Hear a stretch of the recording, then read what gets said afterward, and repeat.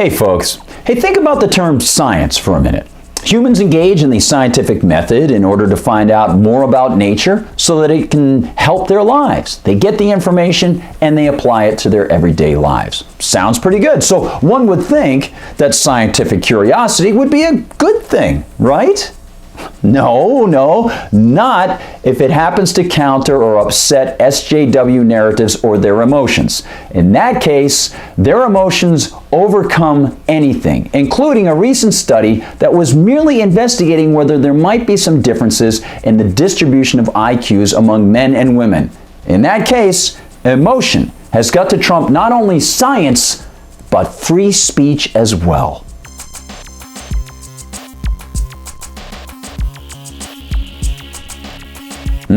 Greetings, comrades. Those of us who watch political disputation know that social justice warriors and postmodernists often create collective identities when it serves their purposes. But when they don't serve their purposes, they will immediately get very upset. And we have a case in point for you. A former Georgia Tech mathematics professor named Theodore Hill was very curious about something, which is called the greater male variability hypothesis when it comes to IQ. And to put it in a thumbnail sketch, essentially what it describes is the idea that when you look at IQ distribution on a bell curve, the female bell curve is concentrated more in the middle and the male bell curve is spread out more. So you get more males within the population who are on either extreme of high IQ or low IQ. Okay? Right.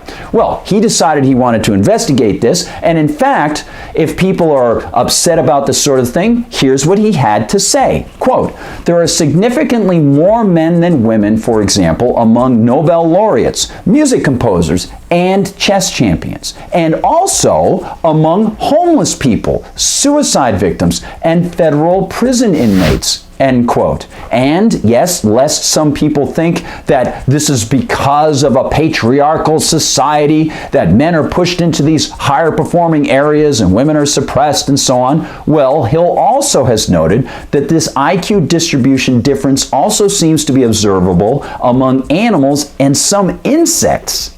So, why not get curious? Why not investigate? Well, he contacted a friend of his at Penn State named Sergey Tabachnikov, and they did investigate it. But unfortunately, they've run into some problems. Just like in 2006, when Harvard President Lawrence Summers was pushed out of Harvard just for asking whether or not it might be worthwhile to investigate these cognitive differences between men and women, these guys got slammed.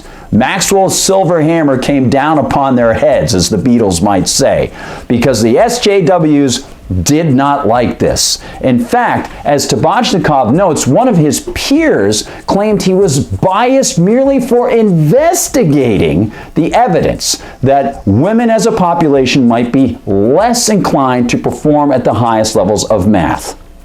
But what if there is a real difference? What if it's true? First of all, there are always exceptions to the rules. And second of all, wouldn't it be good to get this information? That way, resources can be allocated in the free market to help people. What if you want to help women in mathematics? Wouldn't it be good to know this information? No way. In fact, Tabachnikov said that his department head actually said that sometimes values such as academic freedom and free speech come into conflict with other values at Penn. What?